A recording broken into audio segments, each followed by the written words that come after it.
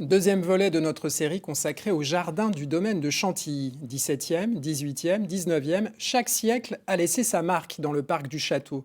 Qu'en sera-t-il du 21e?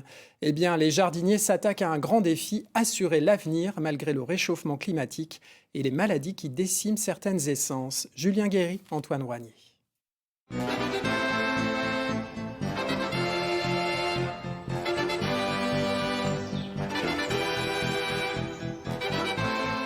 Chaque année, près de 500 000 visiteurs viennent admirer l'héritage patrimonial du duc d'Aumale à Chantilly, pour faire un véritable voyage dans le temps. Ça fait rêver, ça nous fait revenir en arrière, dans une époque qu'on n'a pas connue et qui nous est restituée sur un plan historique. Donc c'est juste splendide. Bien travaillé autour de la plante. Un bond dans les siècles précédents possible grâce au travail quotidien des jardiniers. Ce matin, l'heure est à la réfection des bordures le long du jardin anglais. Au printemps, il faut redoubler d'efforts. Là, c'est le réveil végétatif, on va dire. Donc c'est très important d'entretenir en cette période, justement pour éliminer tout ce qui est mauvaises herbes, tout ça, pour profiter aux plantes principales, quoi. Jusqu'ici, on plantait régulièrement des végétaux éphémères dans ces bordures. Une habitude qui est en train de changer.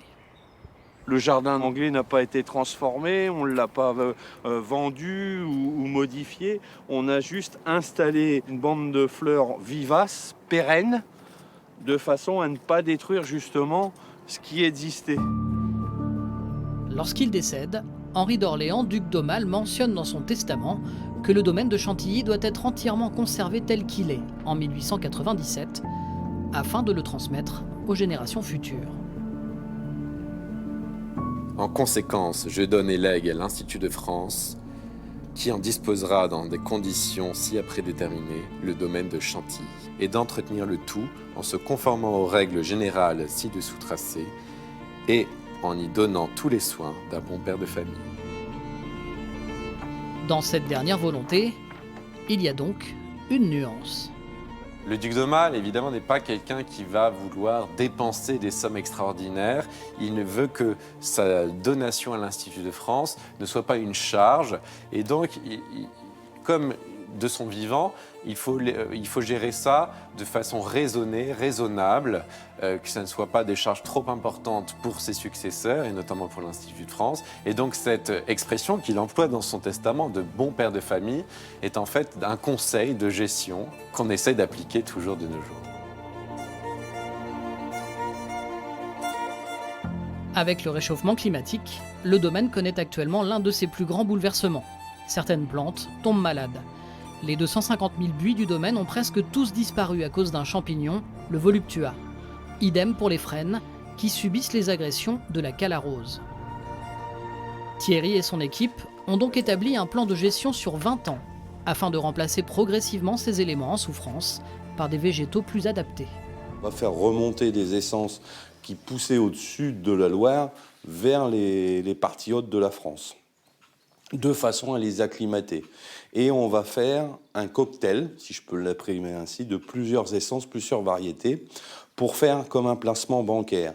Ne pas mettre ses œufs dans le même panier. On a un livret A, on a un PEL et on a une assurance vie. Il y aura au moins toujours quelque chose qui rapportera.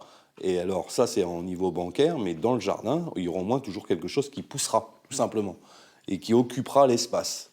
Et c'est ça qui est important. Des arbres et des plantes en apparence proches de ceux d'origine.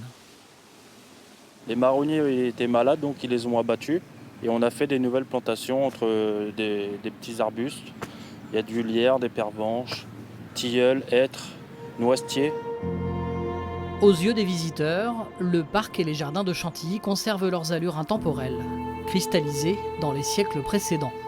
Pourtant, sans s'en rendre compte, le domaine évolue et vit avec son temps.